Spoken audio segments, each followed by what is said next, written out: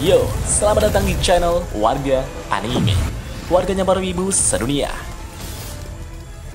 Dan masih bersama Mr. Q di sini. Pada kesempatan kali ini, Mr. Q akan menceritakan manga Tensura Momono Kuni no Aru Hikata, chapter 27 sampai chapter 29. Di sini kita akan diperlihatkan kemunculan Diablo yang murka dan Rimuru yang telah digoda para pria tampan. Dan langsung saja, tanpa basa-basi lagi, mari kita mulai.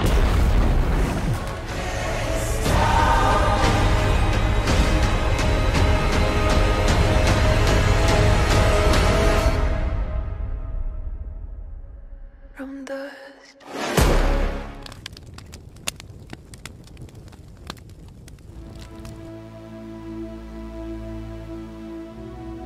Pada saat ini, Rimuru memberi perintah kepada Souka untuk terus melanjutkan pengintaiannya terhadap organisasi rahasia tersebut.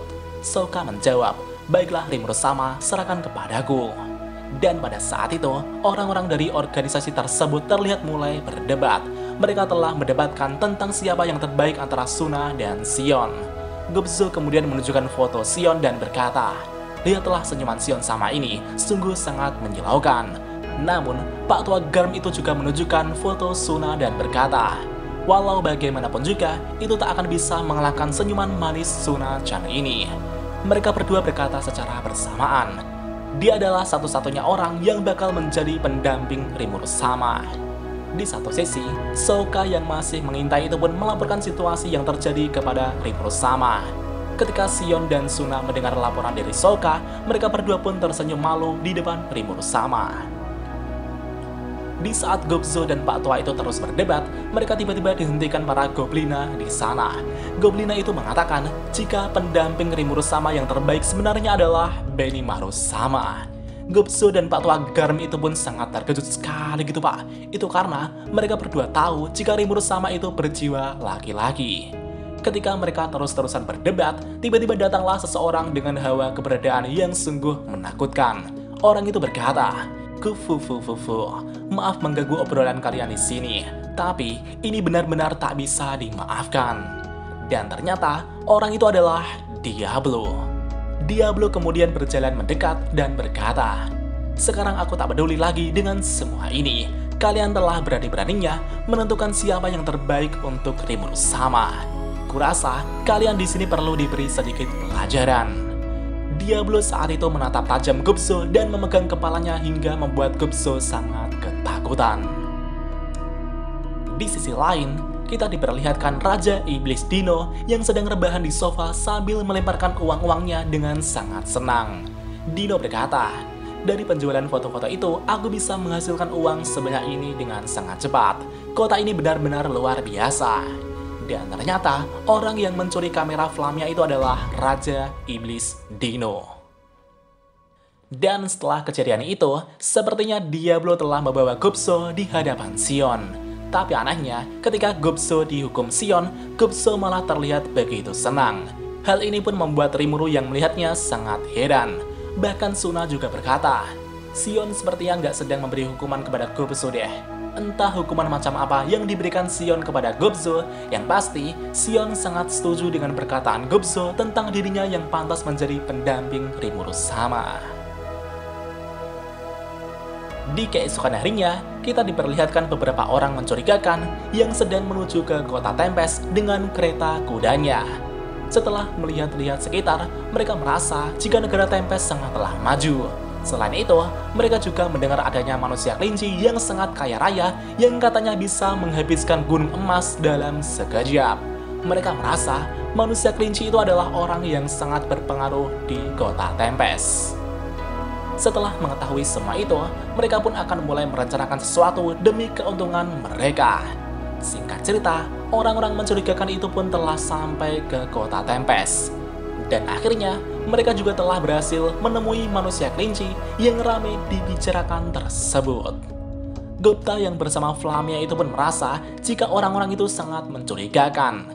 Gupta bertanya, "Kalian siapa?"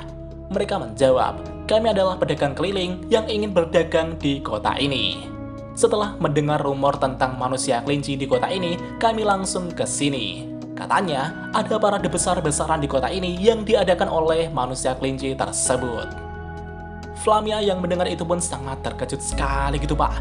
Ternyata, rumor tentang dirinya telah menyebar luas.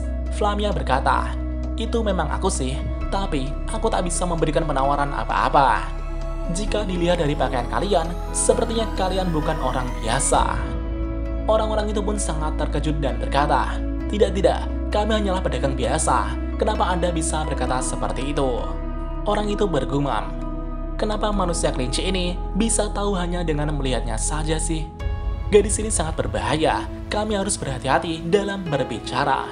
Kami harus bersikap seperti orang biasa demi mendapatkan informasi dan mendekati orang penting ini."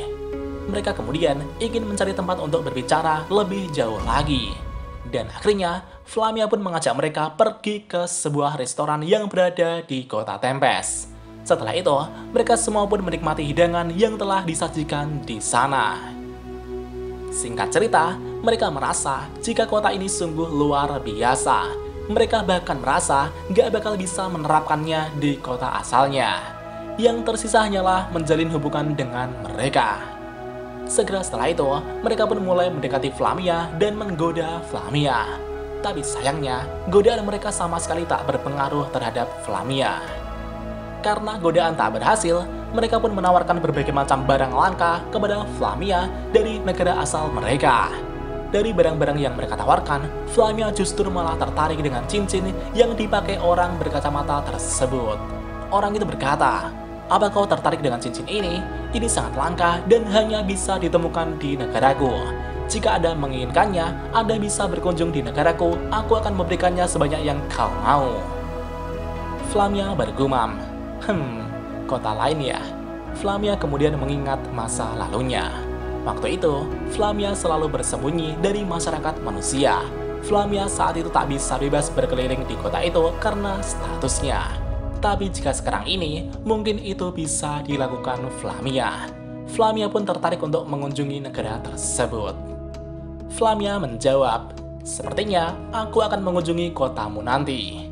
Orang-orang itu pun sangat terkejut ketika mendengar jawaban Flamia. Mereka tidak menyangka akan semudah ini. Jadi gini Pak, dari rumor Flamia yang beredar, orang-orang itu merasa jika Flamia adalah orang yang berpengaruh di kota Tempest. Tujuan orang-orang mencurigakan itu adalah untuk menjalin hubungan dengan orang yang berpengaruh di kota Tempest dan memanfaatkannya sebaik mungkin. Di satu sisi, Gupta sangat terkejut dengan jawaban Flamia. "Apa kau serius, Flamia?" Setelah pembicaraan ini berakhir, Gupta langsung pergi ke kantor Rimuru Sama dan menceritakan apa yang sedang terjadi terhadap Flamia. Rimuru berkata, "Aku merasakan sesuatu yang gak beres. Baiklah, aku juga akan menemui mereka bersama Flamia nanti." Di keesokan harinya, Flamia bersama Rimuru dan Gupta pun mengunjungi negara kecil yang terletak di dekat negara Inggresia. Di sini mereka telah membuat pertemuan di sebuah restoran yang sangat mewah. Orang mencurigakan itu pun berkata, "Selamat datang dan terima kasih telah bersedia mengunjungi negara kami. Kami sangat senang Anda menerima tawaran kami untuk datang ke sini." Rimuru menjawab, "Jangan begitu, kami juga senang kok. Berterima kasihlah kepada Flamia karena dia yang mengatur semua ini. Dengan begitu, tamu kalian Satoru ini bisa hadir di sini." Ya, di sini Rimuru memperkenalkan dirinya sebagai Satoru gitu Pak. Di satu sisi, orang itu ternyata tidak mengetahui identitas sebenarnya dari gadis di depannya. Orang itu bergumam, "Gadis ini tamu istimewa ya, tapi dia hanya terlihat seperti gadis kecil biasa. Karena sudah terlanjur membawa kelinci itu kemari, kami juga akan mendapatkan gadis kecil ini juga." Rimuru juga bergumam, "Ya, untungnya mereka tidak mengenaliku, jadi aku bisa bersenang-senang dahulu." Rimuru kemudian memikirkan langkah selanjutnya untuk membereskan orang-orang mencurigakan ini. Namun di satu sisi, Flamia ingin memperkenalkan Rimuru Sama kepada mereka.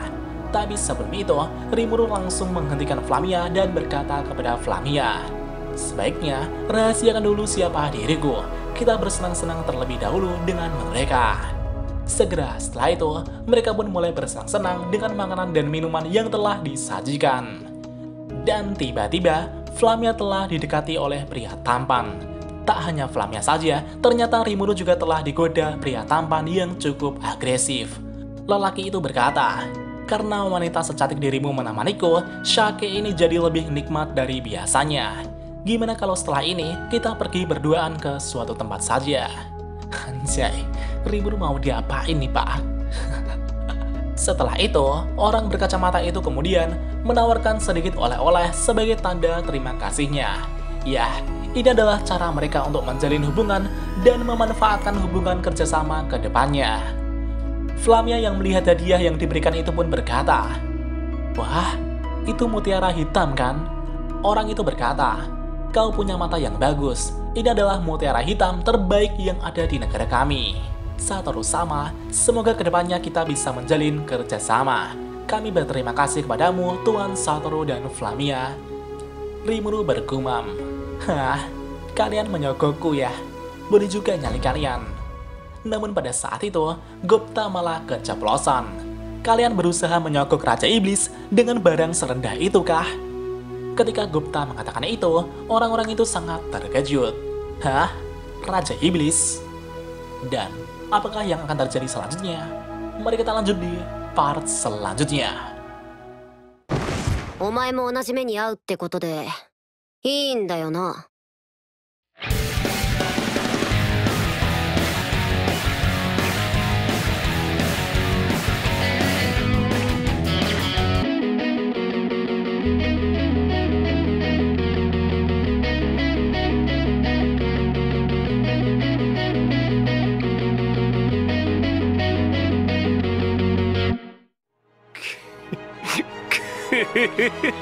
久しぶりの現世です。せいぜい楽しむとしましょうか。 Dan jika ada kesalahan dalam pembahasan, Mimin mohon maaf. Dan sekian untuk pembahasan kali ini. Dan jangan lupa klik like dan subscribe juga ya guys. Tentu saja di Warga Anime.